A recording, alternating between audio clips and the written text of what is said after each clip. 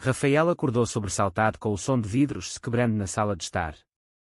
Seu coração disparou ao ver o pai, furioso, atirando uma garrafa contra a parede, gritando acusações que ecoavam pela casa antiga em Lisboa. Você é uma vergonha para esta família, berrou o homem, enquanto Rafael, tremendo, confessava seu amor por outro homem, selando o início de um pesadelo que mudaria tudo. Ele sempre soube que era diferente, mas em uma família tradicional portuguesa, onde a igreja e as convenções sociais ditavam as regras, admitir isso era como acender um fósforo em um barril de pólvora. Rafael, aos 25 anos, era o filho mais velho de uma linhagem de advogados conservadores. Seu pai, Manuel, um homem rígido moldado pela ditadura salazarista que ainda ecoava em sua mente, esperava que ele se casasse com Maria, a filha de um sócio do escritório, para selar alianças profissionais e familiares. Mas Rafael não podia mais fingir. Na noite anterior, durante uma festa familiar, ele havia beijado Tomás em segredo, no jardim escuro, e alguém os vira. Tomás era o oposto de tudo que a família de Rafael representava. Aos 27 anos, ele era um artista de rua em Alfama, pintando murais que criticavam a homofobia latente na sociedade portuguesa moderna. Filho de imigrantes brasileiros, Tomás crescera em liberdade, abraçando sua sexualidade sem medo, mas consciente das barreiras que ainda existiam em um país católico como Portugal. Eles se conheceram por acaso, em uma manifestação pelo casamento igualitário em Lisboa, onde Rafael, escondido atrás de óculos escuros, participava anonimamente. O que começou como uma conversa sobre direitos se transformou em noites roubadas, trocas de olhares e um amor que Rafael nunca imaginara possível. Mas agora, com o pai sabendo, o inferno se instalara. Manuel trancou Rafael em casa, cortando seu acesso ao telefone e à internet, alegando que era para protegê-lo de si mesmo. A mãe, Isabel, chorava em silêncio, dividida entre o amor pelo filho e o medo de perder o status social. Pense no que isso fará com sua irmã, com nossos amigos na igreja, sussurrava ela, implorando que ele reconsiderasse. Rafael sentia o peso da culpa esmagando seu peito. Ele amava sua família, mas amar Tomás era como respirar, essencial, inevitável. Enquanto isso, Tomás esperava ansioso por uma mensagem que não chegava. Ele pintava furiosamente em seu ateliê improvisado, canalizando a angústia em cores vibrantes que contrastavam com sua dor interna. Ele sabia dos riscos. Portugal havia legalizado o casamento gay em 2010, mas a aceitação social ainda era uma batalha diária, especialmente em famílias tradicionais. Tomás se perguntava se Rafael teria coragem de enfrentar tudo isso.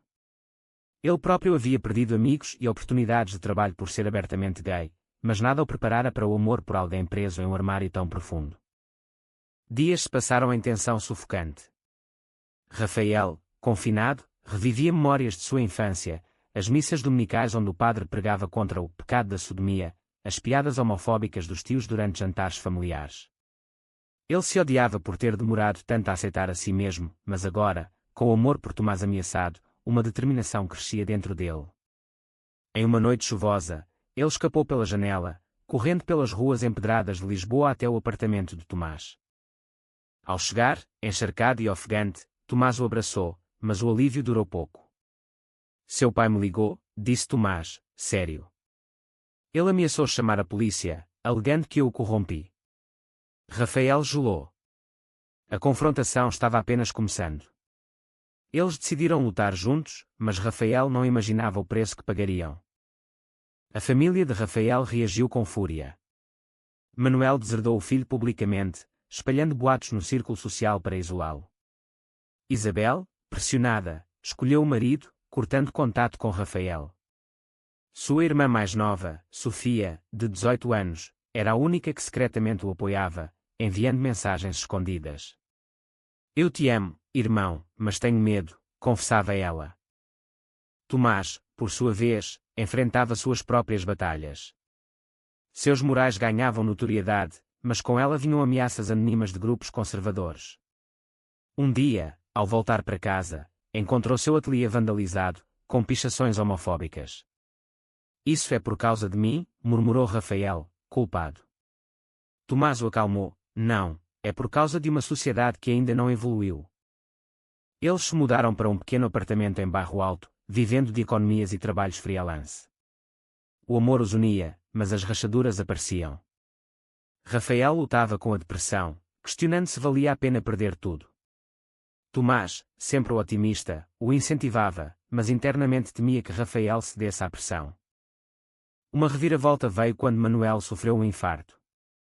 No hospital, Isabel implorou a Rafael que voltasse, prometendo aceitação se ele corrigisse seu caminho. Rafael hesitou, o conflito interno o dilacerando. Ir significava trair Tomás, ficar, abandonar a família em um momento crítico. Ele escolheu ir, sozinho, para confrontar o pai. No leito de hospital, Manuel, enfraquecido, admitiu: "Eu tenho medo do que não entendo." Foi o primeiro vislumbre de vulnerabilidade, mas suficiente para plantar sementes de dúvida em Rafael. Ao voltar para Tomás, ele contou tudo, e eles decidiram dar um tempo. "Preciso resolver isso dentro de mim", disse Rafael. Tomás, magoado, concordou, mas o ciúme o consumia. E assim, o primeiro ato de traição se insinuava, com Tomás buscando consolo em um velho amigo. A separação temporária durou semanas, mas para Rafael e Tomás, pareciam anos. Rafael voltou a morar com a família, sob a condição de refletir sobre sua vida. Manuel, recuperando-se do infarto, moderava seu tom, mas as expectativas permaneciam: casar com Maria, retomar o trabalho no escritório. Isabel, aliviada por ter o filho de volta, organizava jantares onde Maria era convidada, forçando interações que Rafael odiava. Internamente, ele se sentia vazio. Sem Tomás, as noites eram longas, preenchidas por sonhos onde revivia seus momentos juntos, passeios pelo Tejo, beijos escondidos em miradouros. Ele questionava sua escolha: era covardia ou responsabilidade familiar? A sociedade portuguesa, apesar dos avanços, ainda julgava, amigos o evitavam, sussurrando sobre sua face confusa. Tomás, sozinho no apartamento, mergulhava no trabalho. Seus murais agora retratavam histórias de amor proibido, inspirados em sua dor. Um dia, em uma exposição em Chiado, ele reencontrou João, um ex-namorado de anos atrás. João, agora um professor universitário, oferecia estabilidade e compreensão. Em uma noite de fraqueza, Tomás cedeu a um beijo, traindo Rafael sem intenção inicial, mas impulsionado pela solidão. A culpa o devorou. Ele confessou a um amigo, que o aconselhou a esquecer, mas Tomás não podia. Enquanto isso, Rafael, pressionado, aceitava sair com Maria. Não era amor, mas uma tentativa de se encaixar no molde familiar. Em um jantar romântico forçado em um restaurante à beira-mar em Cascais, Maria confidenciou: "Eu sei de você e Tomás." Seu pai me contou. Rafael ficou atónito. "Por que aceita isso?" perguntou. "Porque eu te amo, e acho que posso te ajudar a mudar", respondeu ela, revelando sua própria ilusão. Isso foi o estopim para Rafael. Ele percebeu que estava traindo a si mesmo.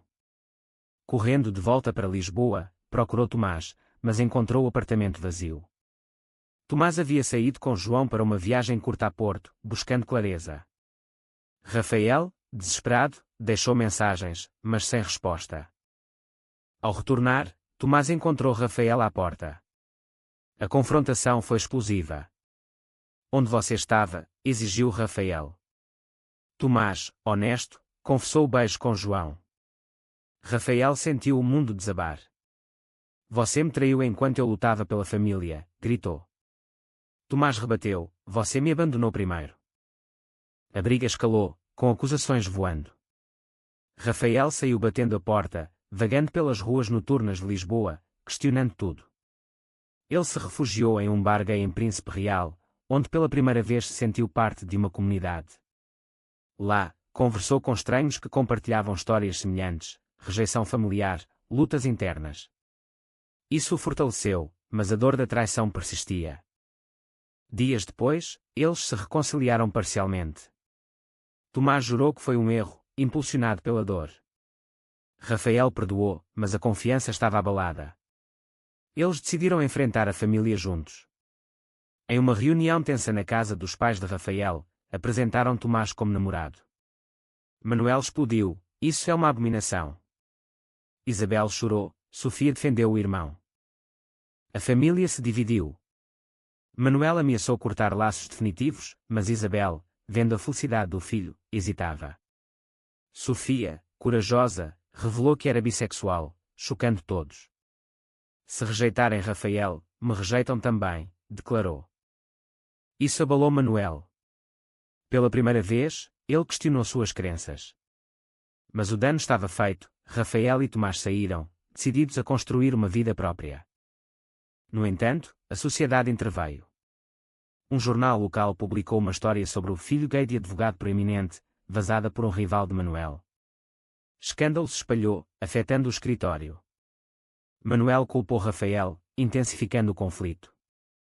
Tomás, para ajudar, usou sua arte para sensibilizar. Um mural em grande escala em Lisboa retratava famílias divididas por preconceito, ganhando atenção nacional. Ativistas o apoiaram, mas conservadores o atacaram online. Rafael, inspirado, largou o direito e começou a trabalhar em uma ONG de direitos LGBT em Lisboa. Lá, ele ajudava jovens em situações semelhantes, canalizando sua dor em ação. Mas a traição de Tomás pairava. Em momentos de dúvida, Rafael se perguntava se o amor sobreviveria. Uma noite, discutiram novamente. Como posso confiar em você? Perguntou Rafael. Tomás, lágrimas nos olhos, porque eu te escolhi, apesar de tudo. Eles superaram, mas uma nova ameaça surgiu. Maria, rejeitada, aliou-se a Manuel para salvar Rafael. Ela o convidou para um encontro falso, onde Manuel esperava com um padre para uma conversa espiritual. Rafael caiu na armadilha, mas resistiu. Eu sou quem sou, declarou, saindo. Isso marcou o ponto sem retorno com a família. Com a família distante, Rafael e Tomás aprofundaram seu relacionamento, mas as cicatrizes permaneciam. Eles viajaram para o Algarve, buscando paz nas praias douradas, mas mesmo lá, olhares julgadores os seguiam. Em uma noite estrelada em Faro, Tomás propôs: vamos nos casar, provar ao mundo que nosso amor é real. Rafael, tocado, aceitou, mas internamente temia as repercussões. De volta a Lisboa, planejaram o casamento discreto. Tomás convidou amigos artistas, Rafael, Sofia secretamente. Mas Manuel descobriu e interveio, ameaçando processar Tomás por influência indevida. Era absurdo, mas o stress consumia Rafael. Isabel, dividida, visitou Rafael às escondidas. Seu pai está sofrendo, mas eu vejo sua felicidade, confessou. Ela prometeu tentar convencer Manuel, mas falhou. Em vez disso, Manuel espalhou mais boatos, afetando a carreira de Tomás. Galerias cancelaram exposições. Tomás, frustrado, confrontou Manuel pessoalmente. Você está destruindo seu filho, disse.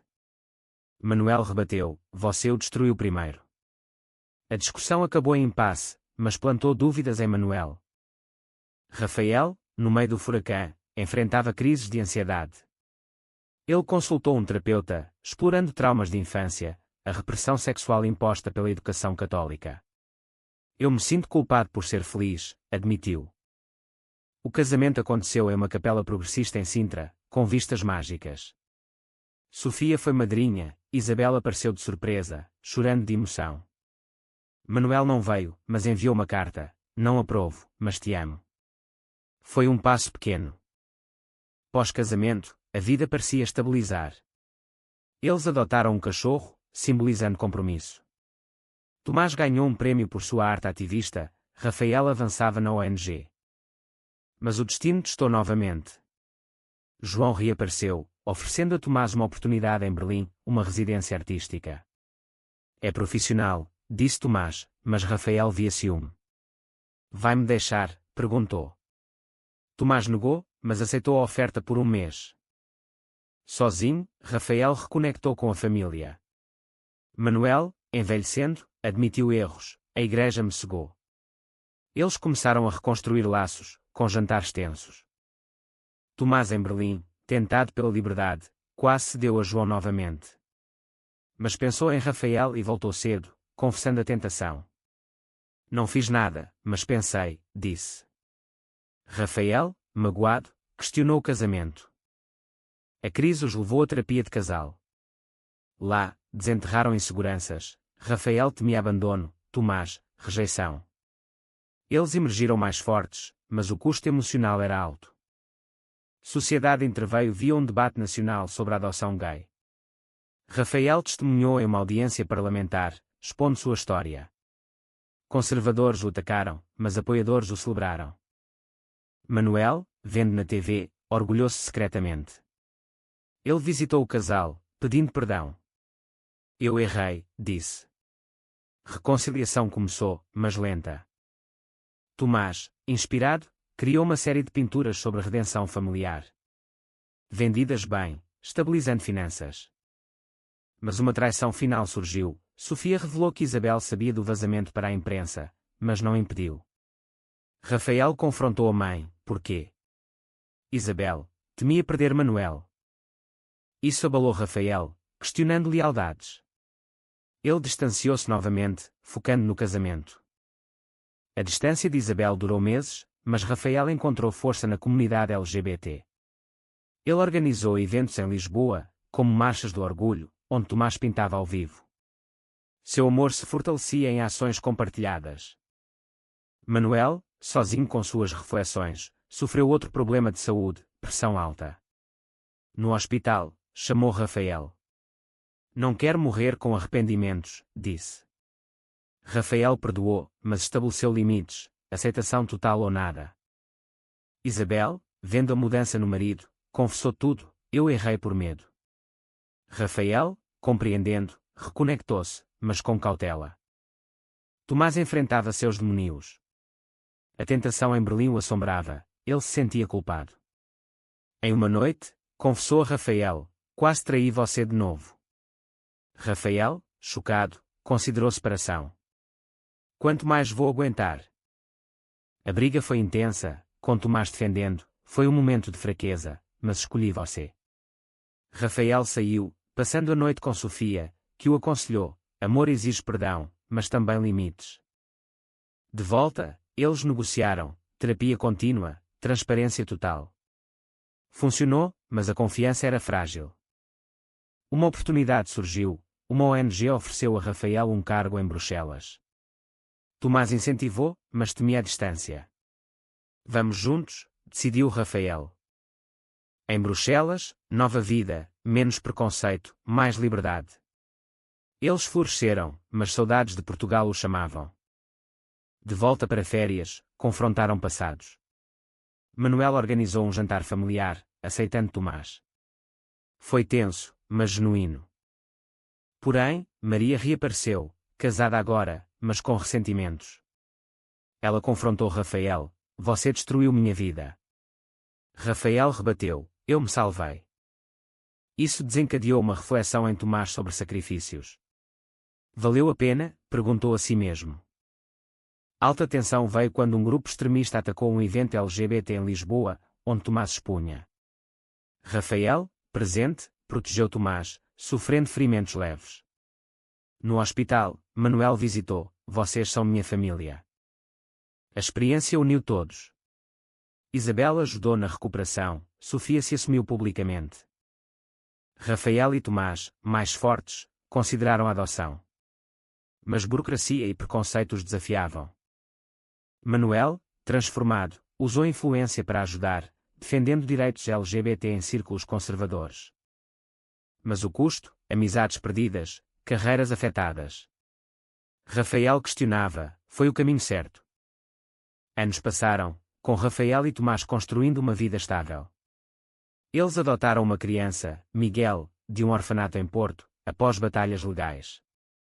A família se adaptou, Manuel se tornou avô dedicado, Isabel, avó carinhosa.